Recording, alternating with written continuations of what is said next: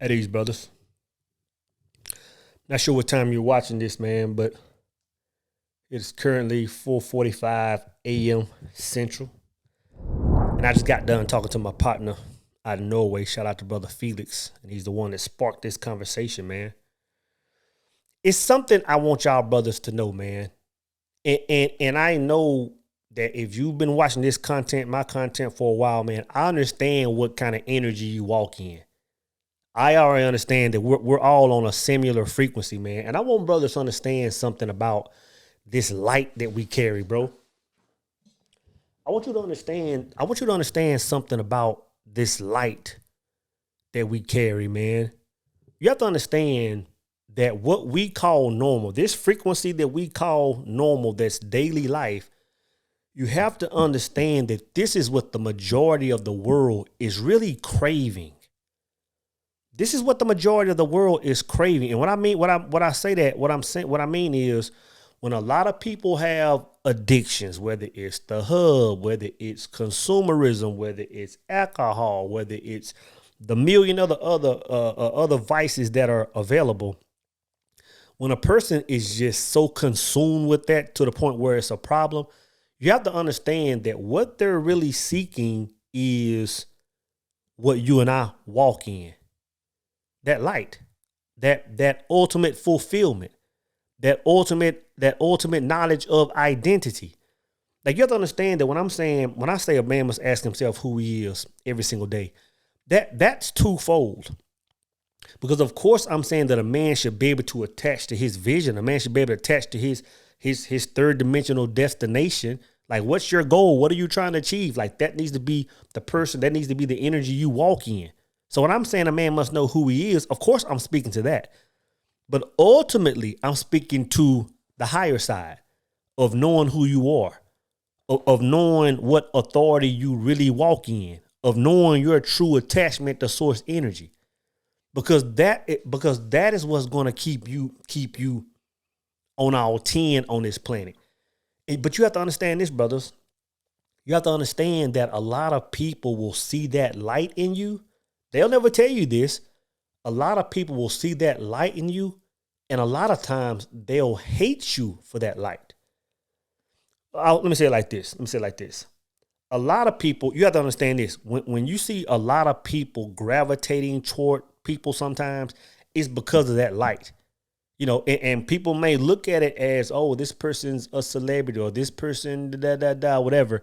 It's really that thing that's really glowing on the inside of them. But the people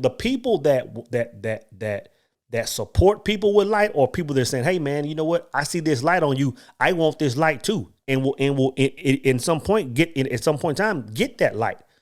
But then you have a lot of people, man, that are looking at that light and saying, I hate you because of that light.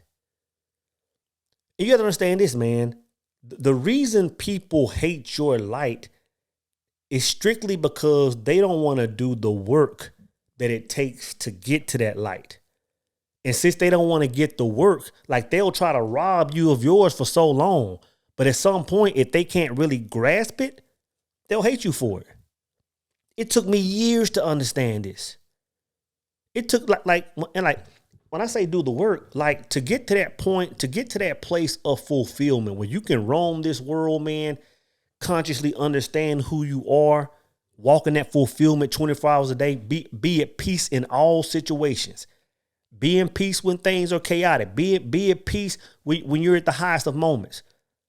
Brother, when you can find that one frequency, it takes a certain kind of person to get there. But the thing is, this is why a lot of people despise you for it, man.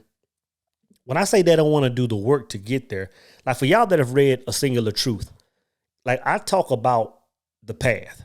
Like, if you read A Singular Truth, it talks about a man coming into an awareness and taking the path to get into that highest alignment, right? That's the gist of the book. But it comes to a point where I say, as a person gets to this pasture, right? You know, I said a person gets to this pasture, man. I say, you know what? A person might want to avoid this, but to get to the end of that path, you have to go down through there. And in that pasture is where a lot of people's trauma is. And that pasture is where a lot of people hide things that they done that they don't want anybody to know. You know what I'm saying? whether it's crimes, whether it's sexual acts, whether it's whatever, just parts of their life, parts of their childhood, parts of portions of earlier moments in their life that they never want to revisit. And the thing is, to get to that light, to get to that fulfillment, you have to go down through there. And what a lot of people are saying is, okay, you know what? I see how to get to that light, but I refuse to go back to that pasture because it hurts so bad. So the fact that I don't want to go down through there, what I want to do is steal everybody else's light. And when you get to when a person understands that, even when you're robbing somebody else's light, it's no different than you just partaking in a vice. It's no different than you turning up a bottle. You can tap into that fulfillment for a second, but you can't hold on to it. You can't hold on to it because you haven't done the work to maintain that light. You know what I'm saying? And when I say go down through that pasture, man, like it's not the easiest of things, man. Like me and my mom, bro. We'll get on the phone, man, sometimes, and man, we'll just have these conversations, man, about how life was when I was younger and things that, like, hey, you know what, this is kind of what happened, and this is how, just heal from that, man. Like a lot of people aren't having these conversations. Like me and my mom get on the phone, brother, and talk about something that happened 25, 30 years ago, man, and how I should have moved different and da-da-da-da-da, and heal it and get past it. A lot of people can't have those conversations. And I'm telling you, if you can't have those conversations, man, if you can't go look that situation in the face or talk to that person about, hey, you know what? I wish I would have did X, Y, Z. You know what I'm saying? And forgive certain situations.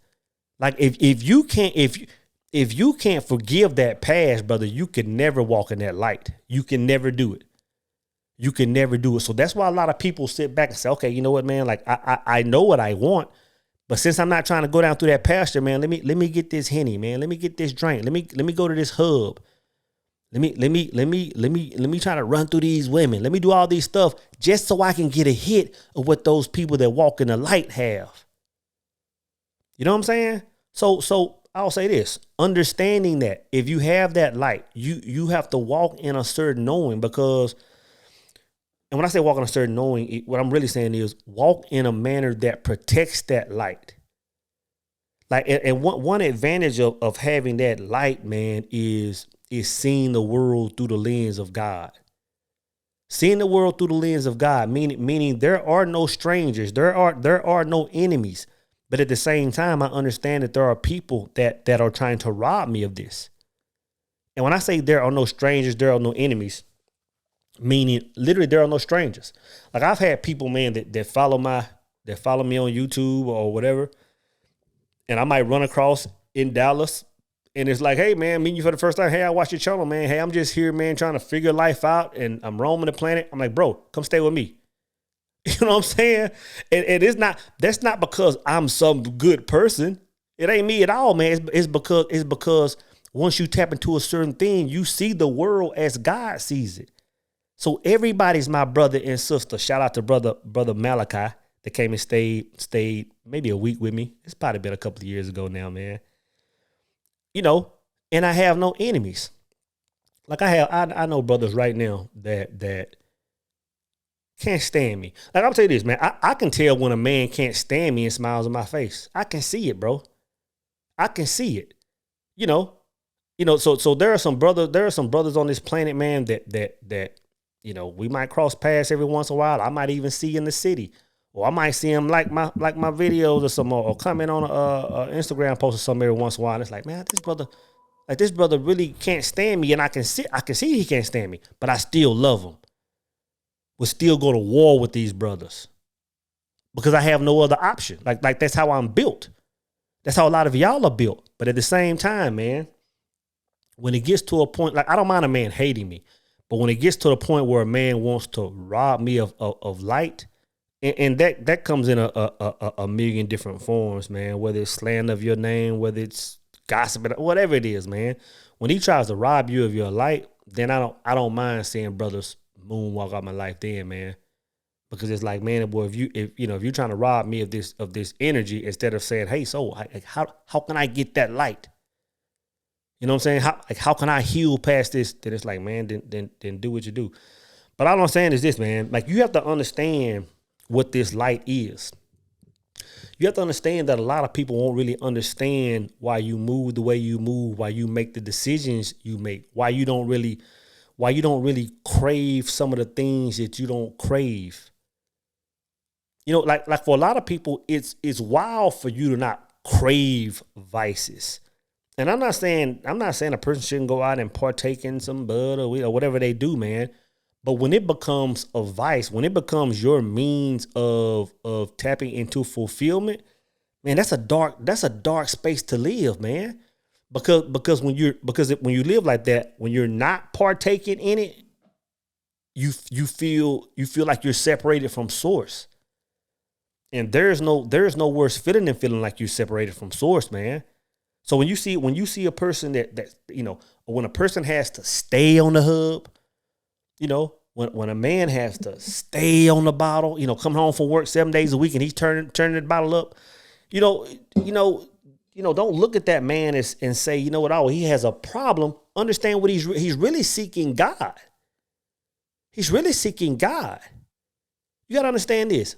Let's look at these IG models. Let's call them that. When you see a woman getting online and she's putting cheeks online every single day, or she's putting thirst traps online every single day, you have to understand she's seeking source energy. You have to understand she's seeking source energy, because when you look at a woman that's just as beautiful on the next page and you're like, well, she's not doing that. Like, why is she not doing that? Because she's tapped into that thing. And then you say, well, why is she just as beautiful or more just as attractive or more attractive than the naked chick? It's because she has that glow on her. She has that glow on her. Like I said before, man, I understand women getting online looking sexy because women are beautiful creatures. Like that's a lot of their identity, their beauty and their sex. But once you plug into that light, man, and I'm talking about both men and women, you move different. You move different. You're no longer represented by anything in the physical. In other words, for a woman, you're no longer represented by that beauty or those curves or those sexy features. For a man, you're no longer represented by, these things you've been able to obtain. Yeah, they're nice to have and get them, man. Like I see you, but when you come in my space, I want you to feel my presence. My presence is who I am. That light is who I am, brothers.